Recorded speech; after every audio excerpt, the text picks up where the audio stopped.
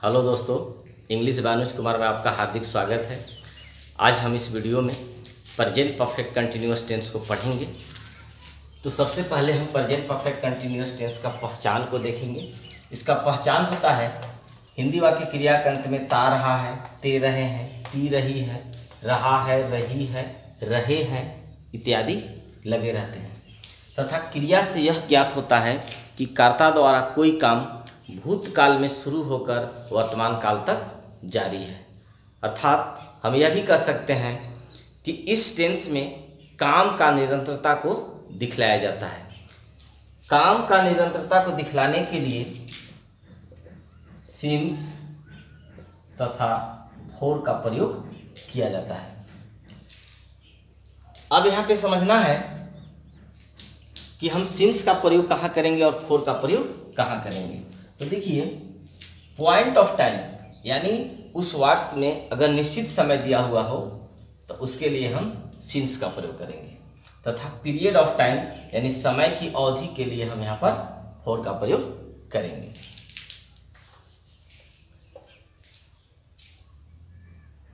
Affirmative sentence में इसका rule को देखेंगे। इसका रूल होता है सब्जेक्ट प्लस हैज या have plus been plus verb for.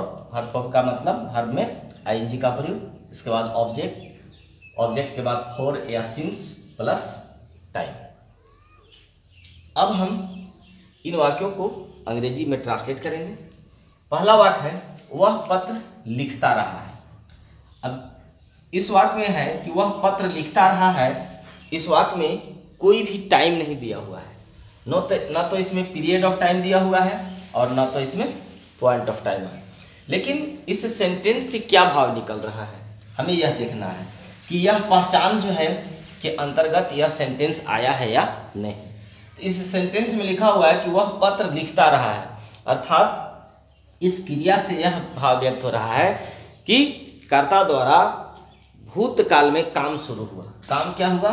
तो वह पत्र लिखता रहा है, यानी लिखने का काम भूतकाल में शुरू हुआ और वर्तमान काल तक जारी है।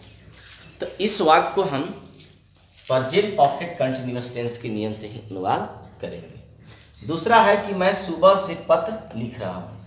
अब देखिए, इसमें है कि लिख रहा हूँ, तो अब यहाँ पर सुबह से जो आया है तो यह क्या है? पॉइंट ऑफ टाइम है। तो जब वाक्य में अगर पॉइंट ऑफ टाइम या पीरियड ऑफ टाइम दिया हुआ हो तो यहाँ पर इसके वर्ब के अंत में रहा है, रहे हैं, रही है ऐसा रहेगा। लेकिन जिस वाक्य में कोई भी पॉइंट ऑफ टाइम या पीरियड ऑफ टाइम ना हो तो उसमें ता रहा है, ती रही है, ते रहे हैं, इस तरह से क्रिया में लगे रहेंगे। तो यह पहचान रखना है। और अब हम इसे ट्रांसलेट करेंगे। पहला वाक्य है वह पत्र लिखता रहा है। He has. अब थोड़ा सा यहाँ पे समझना है कि हैज बीन या हैव बीन का प्रयोग हम कहाँ करेंगे। तो सब्जेक्ट यदि थर्ड पर्सन सिंगुलर नंबर का हो, जैसे ही, सी, ईट, राम, श्याम, तो वहाँ पर हम हैज का प्रयोग करेंगे।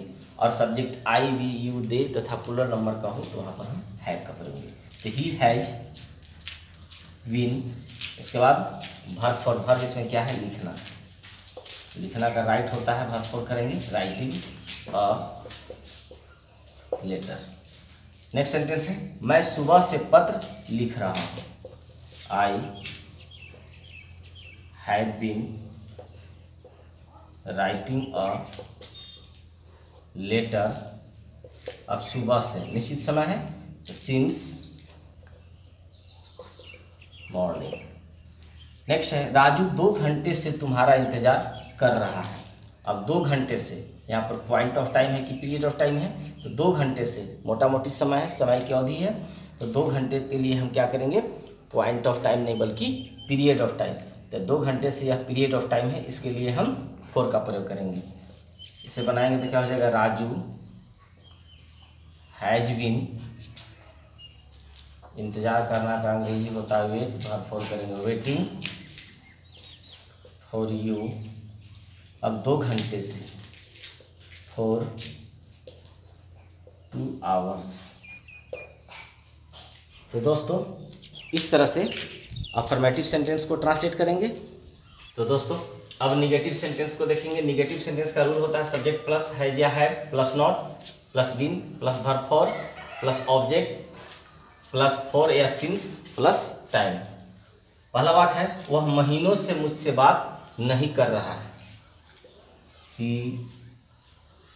has not been, अब बात करना का अंग्रेजी होता है टॉकिंग टू मी। उसके बाद महीनों से पीरियड ऑफ टाइम है फॉर मंथ्स। वह महीनों से मुझसे बात नहीं कर रहा है। He has not been talking to me for months। अगला है वह 2 दिनों से चाय नहीं पी रहा है। He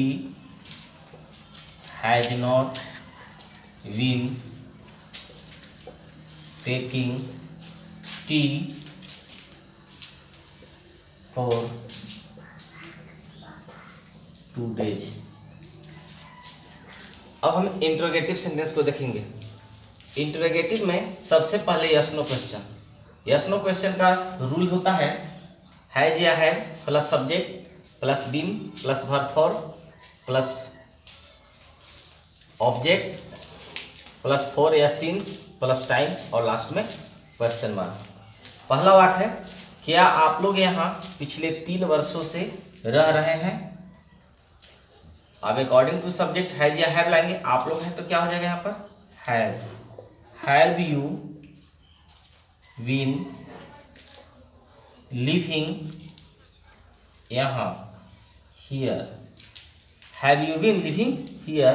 अब इसके बाद है पिछले 3 वर्षों से, पीरियड ऑफ टाइम है फॉर द लास्ट 3 years और लास्ट में क्वेश्चन मार्क। अगला है क्या रूपा 2 महीनों से एक किताब लिख रही है। Has Rupa been writing a book महीनों से फॉर मंथ्स। दोस्तों अब हम WH क्वेश्चन को देखेंगे। WH क्वेश्चन का रूल होता है WH क्वेश्चन प्लस हैज या have plus subject plus been plus verb four plus object plus for या सिंस प्लस टाइम और लास्ट में क्वेश्चन मार्क। पहला वाक्य है वे लोग 5 घंटे से क्या कर रहे हैं।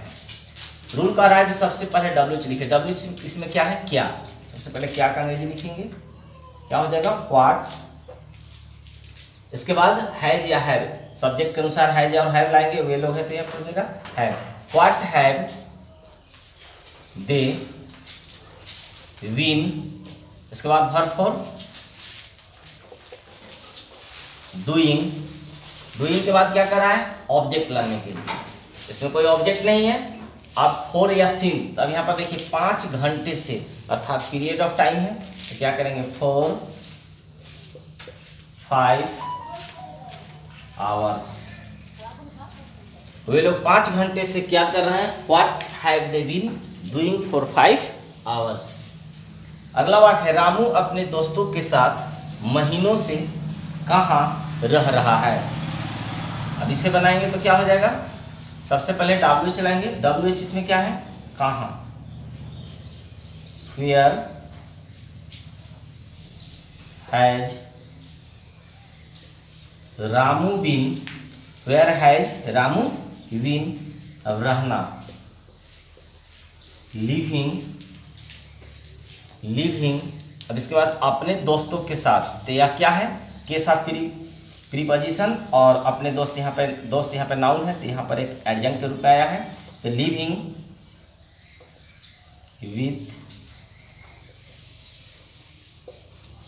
His friends. अब इसके बाद महीनों से फॉर मंथ्स और लास्ट में क्वेश्चन। रामू अपने दोस्तों के साथ महीनों से कहाँ रह रहा है। Where has Ramu been living with his friends for months.